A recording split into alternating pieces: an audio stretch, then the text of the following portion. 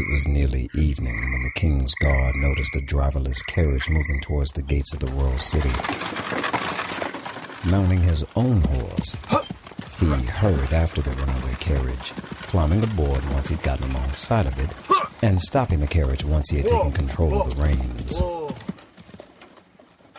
How had a driverless carriage made it this far? Where was it from? And what was its cargo? Whatever it was swarming with flies and smelled of rancid decay. When he checked the cargo the carriage held, he found several decapitated hens, some of the men he recognized. In horror, he rode quickly back to the gates of the city to inform the king. I need to see the king. The king is with this small council. Is it urgent? I'm sorry. Am I not yelling loudly enough? I need to see the bloody king. The small council meeting, which included General Lears and a few other high-ranking officials, was interrupted, and the king was summoned quickly to hear what was amiss. The general followed closely behind him. Your Majesty, please forgive this interruption. The king's time is valuable, guard. Get on with it. Easy, General. What is it, young man? Your Grace, a runaway carriage arrived at the city gates a few moments ago. It carried 20 decapitated heads in it. I recognized several of them as our men, sire. What do you mean, our men? Speak, you fool, or I'll run you through. And accomplish what exactly, General? Sheathe your weapon, and let us go and see about this. Yes, of course. Forgive me, your grace. The king and his men made way towards the carriage. There were already others gathering around it, holding their noses as they both smelled and saw what it carried. A few of them vomited, while others seemed to be unfazed. The king's expression grew sorrowful when he recognized the head of Captain Kronos. It's the garrison you left behind to keep an eye on Boro Kane, General. I recognized Captain Kronos. Forgive me, your grace. I should never have... There will be time for apologies later, General. Right now, I need to know who is responsible for this. Could Kane himself done this? Boro Kane is currently an Onyx Dragon, General. I doubt he would need an executioner's blade to do his dirty work. There's a note in the mouth of Captain Kronos, your grace. Shall I extract it? I'm certain the captain would be appreciative if you did. The guard removed the note, unfolded it, and began reading. What does it say? Just one word, Highness. Surrender. Who could have done this, your grace? The kingdom has many enemies, General, but this one seems to have interest in Boro Kane. Particular interest in keeping Kane alive. Of course. We were scouting him just before I brought back most of our detachment. But who would be foolish enough to kill 20 of the king's own guard? This is an act of war that accomplishes nothing, your grace. The dragon has no loyalties to anyone other than itself. One cannot curry favor with a beast such as that, can they? Perhaps it is a cult of some sort. Many people have been known to worship things with great devotion that others would consider ridiculous, General. And if they were able to do this to 20 of our men, then, foolish or not, they have my attention. Meanwhile, Angelica arrived at the encampment where the Order had just murdered the very men King Peros was mourning. She was flanked by Dominic Peros, who, by all appearances, was every bit the lackey the Tarragon had hoped he would be. The Tarragon smiled as she saw the two of them approaching as she sipped from a goblet filled with nicely aged dessert wine. She dismissed the minion that had brought it to her with a flick of her wrist before striding forward to look her sister in the eye. The Tarragon knew that the potion had failed, that much the alchemist had assured her. She also knew that her own potion, the one the alchemist had given her, that was at their headquarters in Jasonore, would work perfectly. It was simply a matter of making Dominic consume it. Once that had happened, he would be hers, not her sister's, to control. She needed to kill her sister before they returned to their home base. Perhaps now, while most of their number was around them to witness it, would be the most opportune time. Her sword hand drifted nonchalantly to her scabbard as she greeted her sister with a firm, forearm to forearm grip. Greetings, sister. Whom have we here? Allow me to introduce to some and present to others Mr. Dominic Peros, our new dragon rider. There were cheers and applause from amongst those surrounding them, as well as a few sighs of relief. It was well known within the order that both the Tarragon and Angelica had rolled the proverbial dice, with unleashing Cain with no way to control him. The relief on the faces of the devoted was quite obvious. The Tarragon eyed Dominic suspiciously, but did what she could to shield her feelings behind sips from her wine goblet. So, Mr. Peros, finally in the fold, I see. Tell me, what was it that my sister said to you that convinced you to join us? It's funny you should ask, Agena. I am Agena to my friends, Mr. Peros. And so that we understand one another, you have not yet earned my friendship. Sister, is that any way to speak to our new dragon rider? Yes, actually, if I want him to understand his place. A lesson you have yet to retain, Angelica.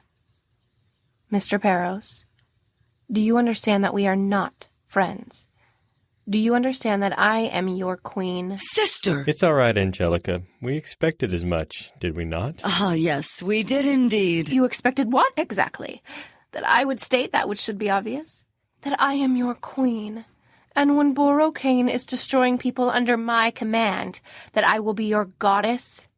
Is that what you expected? It was all Dominic could do not to completely laugh out loud. The Tarragon was greatly disturbed by this. She consumed the last of her wine, tossed her goblet aside angrily, and drew her sword. I'm sorry, is something amusing? Actually, it is. And Angelica, do you want to tell her, or should I? Please, may I tell her? I swear, sister, I will end you if you do not answer this treachery. Tell me what? Angelica spoke no words in response. She merely revealed a vial she had been holding in her hand, a vial that looked extremely familiar to the Tarragon, a vial that was also extremely empty. Do you recognize this vial, sister? No, I do not. Oh, that's funny. We found it amongst your things at the headquarters in J. Sonore. Before we came here, it looks a lot like the potion that the alchemist made for me, the one that had no effect on Dominic. Are you sure you don't remember it? No, I do not. Why would I know anything about an empty potion vial? Well, you actually know more than you realize, at least as far as its taste goes. Angelica's eyes drifted to the now empty goblet of wine that her sister had tossed aside. Slowly, the Tarragon realized that somehow she had consumed the potion meant for Dominic, and with that consumption, she was open to any command that was given to her by the person who had slipped her the potion. She gripped her sword tighter and held it towards Angelica. I will gut you, whore! How could you have? It's not possible that... There was no time for you to slip me the... How did you do it? You should ask your wine steward. The Tarragon turned as her wine steward stepped forward, removing his turban and serving robes. When he revealed his face, the Tarragon recognized the man she thought she had sent to his death. The Dark Rider. You look as though you've seen a ghost, my queen. You should be dead. And I would be, had I listened to you. When I left here with the decapitated heads, I decided to... Oh, spare me your idiotic babble, fool. I don't care how you pulled off your villainous coup. I care that you will die here. Now. And who will kill me, my queen? You? How could you do that when I command you to be my slave? Instantly, the Tarragon's eyes flickered, and the magic of the potion she'd consumed went into effect. From this moment forward, she would be subject to the whims of the Dark Rider. He smiled as she bent the knee and bowed lowly before him. Shall I kill her, Angelica? No, my friend, I cannot have her blood on your hands. She is actually older than the combined ages of our entire group, and the person who kills the Tarragon will have to answer to the gods themselves. The burden should not fall on you, my friend. Will you kill her then? My own sister? No. She will kill herself once you tell her to. Upon hearing this, the Tarragon fell backwards and began begging for mercy. What? I did all these things. Please. Why? Sister, no. Take your weapon and run yourself through, my queen. Slowly, the Tarragon took her weapon, held it out at arm's length, and then violently stabbed herself through the stomach. Her eyes went wide and then slowly closed before she fell over on her side and died. Black smoke began seeping out of her pores. Before long, all that remained of her was ancient bones in a small pile of gray dust. How old was she, exactly? Older than you will ever hope to be, my friend. Yeah! Quicker than a blink, Angelica drew her blade and struck the dark rider across his throat, separating his head from his shoulders. His body collapsed to the ground, followed closely by his head, which rolled down the hill they were standing on, a fair distance from where it had been struck. Dominic looked at Angelica. Ouch. Remind me not to get on your bad side. I did him a favor. And do you really need reminding after this? That'd be no. Why'd you kill him anyway? He did everything you asked him to do. Yes, including betraying his queen. He could not be trusted. He had to die. What's our next move? I have a kingdom to quell. Are we ready to move on Borrowcane? Dominic, patience. I have lost a sister and a lifelong friend today. I must mourn them properly, and then we can move on to new business. And with that, Angelica walked away to be alone with her thoughts. Dominic could only smile and shake his head. Don't ever turn your back on that one, he mused to himself. Meanwhile, the standoff at the Tower of the White Robes continued. When we last were there, Cravex held a blade to the throat of the provost, having just learned that the provost lied to his daughter about him. We also learned that Lysa and Cravex appeared to have had a relationship, one her father, the provost, did not approve of. Magus Calloway then cast a spell that, if fully realized, would essentially lobotomize its victim, removing all memories of their lives up to this point in the timeline.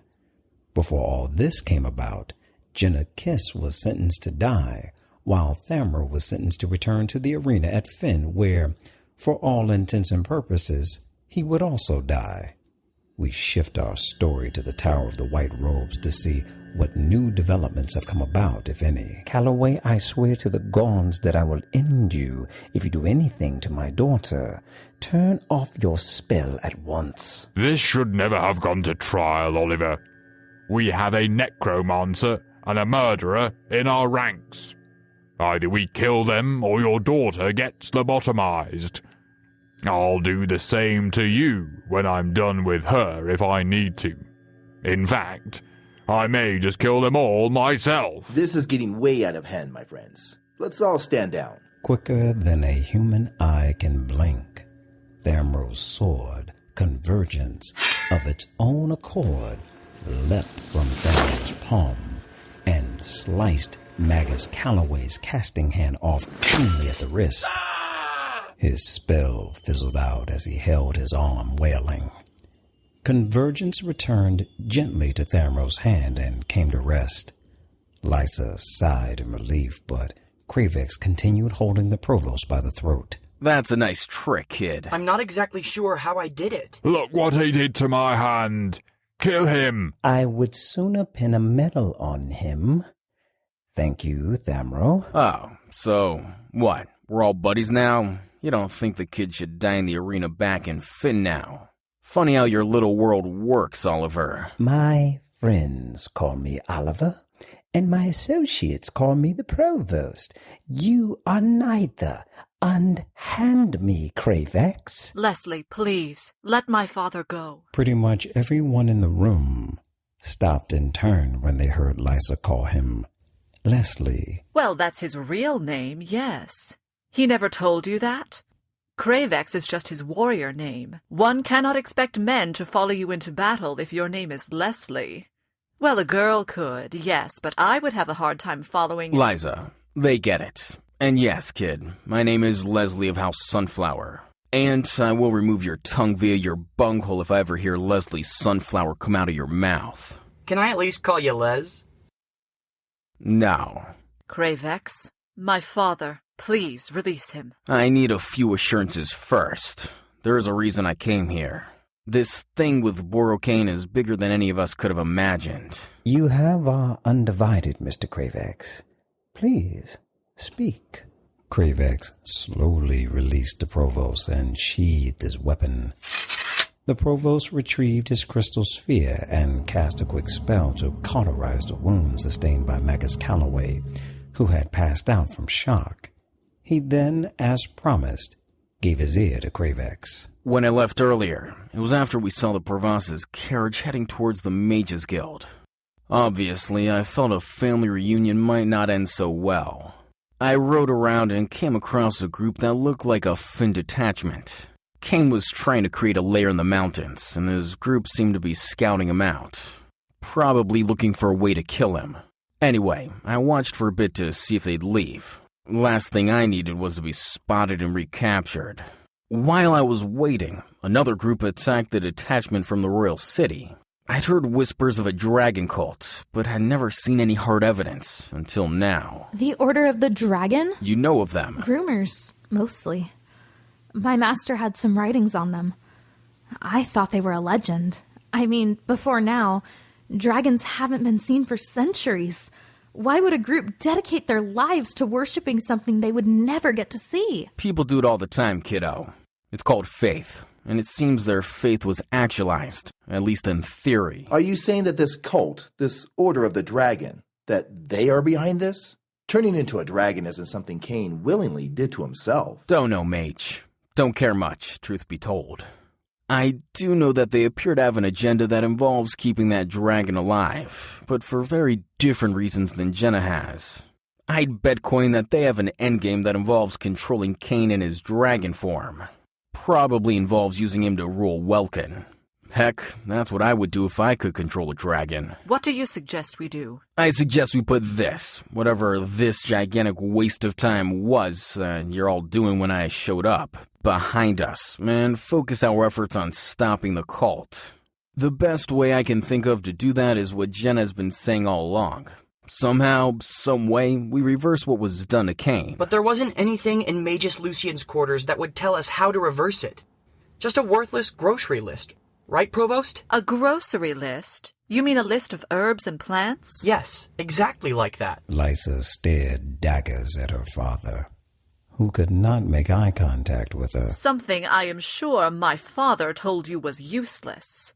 There is a chance that those ingredients will create a potion that will do the very thing we need. Even if those ingredients could be acquired, you would need an alchemist to properly prepare them. It's a long shot, but I might know of a man who could do it. He lives in Ubris, and he owes me a favor. One of the ingredients was a dragon scale.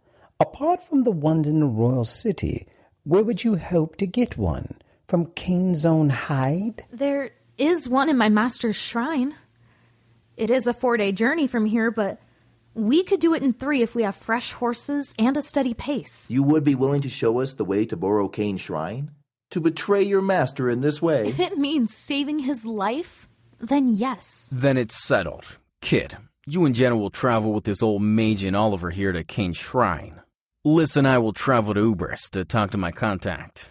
When you have the scale, send a raven to Ubris and tell us where to meet you. We'll craft the potion, and then go after Cain. I will admit, I do not like this. Magus Lucian was a dear friend of mine. I'm not comfortable working alongside his murderer, even if he does not remember doing the deed. Then I suggest you get comfortable with it, Magus. You might like me a little better if you're not dragon food when this is all said and done. This is a point I cannot argue with. And with that, Thamro, Jenna, the provost, and Magus Thorn headed for Borrocane's shrine. While they did that, Cravex and Lysa headed to Ubris to see the alchemist. Meanwhile, in the royal city, King Peros began making preparations for war with an enemy that he could only speculate about. And while all of that was going on, the Order of the Dragon made arrangements to go after Borrocane to tame him with their newly minted dragon rider.